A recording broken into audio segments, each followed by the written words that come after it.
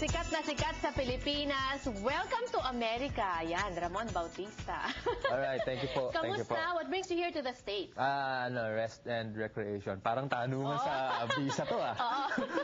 Para akong consulate. Consulate, Ayan, to visit my parents Ayan, here. yung ba yung sinagot mo? Yung ba yung sinagot yun po. Alam mo, Ramon, nakakatawa, no? When I was in the Philippines, di ko pa naririnig, nag-aaral ka pa ba noon? Or, but that was 7 years ago. Ano pa lang ako noon, palaboy-laboy pa lang po ako sa lansangan noon. Oh. Nag-aaral pa ako ng college siguro, ganun. Wala pang kadire-direksyon yung buhay ko. Oo. Ayun. At ngayon, sikat na po na radio DJ, actor, director, commercial model, at comedian, di ba? Ano ba talaga? Comedian ba?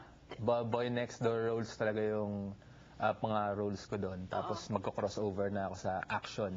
Action star ka talaga. Sci-fi action star. So, sa totoong buhay, action star ka. Yes, In fact, sa Twitter po niya, and if you follow him, twitter.com/Ramon Bautista, nakalagay doon, Internet Action Star. Ayan, Yes. Tita mo. Tell me, how did you start?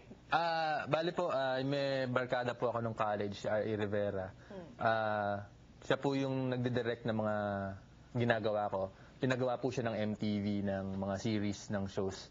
Tapos gumawa kami nung Dan Michael, yung spoof ni David Blaine. And then after that, yung MTV, nagpagawa pa ng ganon. Yun, nagka-Ramon Bautista show, tapos natuwa yung maraming tao siguro. Tapos meron na ako mga commercials, mga TV shows na iba na sumunod. At ngayon siya na po ang Man of the Year ng Uno Magazine, isa sa mga kinikilala at mga sikat na magazine sa Pilipinas. You know, anong feeling na Man of the Year? Wow. Ano ba sa'yo, what is your definition of being Man of the Year? Why do you think they chose you?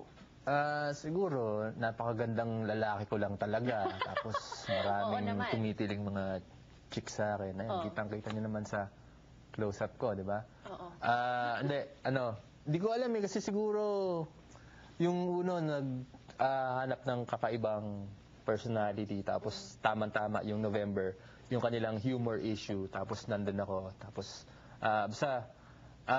marami pang ibang article doon na parang ako doon assistant, guest editor, parang ganyan. So, pinuwersa ko yung sarili ko, ginawa ko yung sarili kong Man of the Year, gano'n. Kasi ako naman yung nagpapatakbo for this month Ganun ba? May pagka-self-centered Sobra ka naman, hindi. You know what, I think it was really a good decision on the part of Uno to make you Man of the Year. Kasi sobrang bilis ng, kumbaga yung inyong rise to fame, no? In fact, on Facebook ata, ilan na bang followers mo, ilan na bang friends mo doon? Sa personal site, siguro mga 5,000 na puno na siya. Tapos meron akong fan page na ginawa ng isang stalker na may crush sa akin yata na si Junjun. Sa lalaki. Mga 60,000 na yata. Baka naman idol ka niya.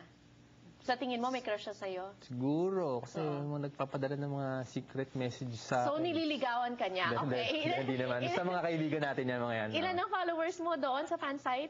Siguro mga 60,000 po. 60,000 friends on Facebook. My gosh. Tapos sa Twitter, 50-something thousand followers. Bakit sa tingin mo gano'n na lang yung appeal mo sa mga tao? What do you think connects you to them?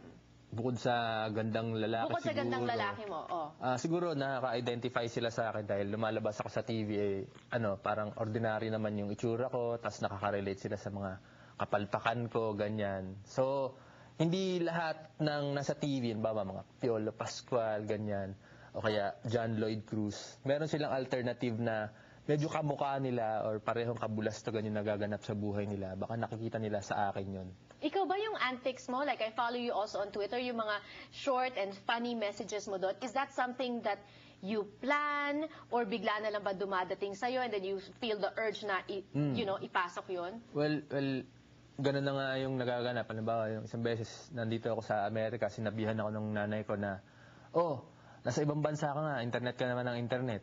So parang, Mami, hindi mo naiintindihan. Action star ako. So, sasabihin ko na kasi parang nakakatuwa yung meron ka pang isang nilagay doon sa Twitter mo. I think 2 weeks ka na dito sa LA at na meron kang conclusion na 7 out of 10 Filipinos kamukha ni Ernie Reyes o Efren Reyes Jr. Ernie Reyes Jr. Ernie Reyes Jr. Baka magulpe. Ganun kasi karatista yan bakit ganon? Bakit ganon ang, saan mo nakuha yung idea?